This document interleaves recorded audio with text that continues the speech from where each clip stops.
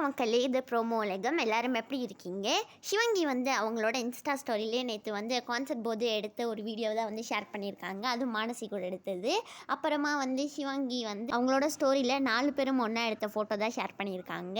Next நேற்று சிவங்கியோட ஒரு fan வந்து ஃபைனலி சிவங்கியை பார்த்துட்டேன் அப்படின்னு சொல்லி இன்ஸ்டாவில் வந்து சிவங்கி எழுந்திரிச்சு போகும்போது அப்புறமா ஸ்டேஜில் போய் நின்ன பிறகு எடுத்த ஒரு வீடியோ தான் ஷேர் பண்ணியிருக்காங்க.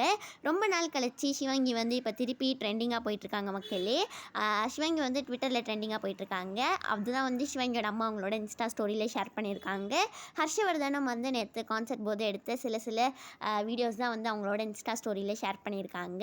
அப்புறமா ஸ்ருத்திகா, சிவங்கி இவங்க 2 பேரும் ஒன்றா சேர்ந்து சிடபிள்யூசி சீசன் 3க்கு அப்புறமா ஒன்றா சேர்ந்து சமைக்கிறாங்களா இப்போ மீடியா மிஷன்ஸ். இதை பற்றி தான் வந்து ஸ்ருத்திகா அர்ஜுன் அவங்களோட இன்ஸ்டாவில் வந்து ஷேர் பண்ணியிருக்காங்க.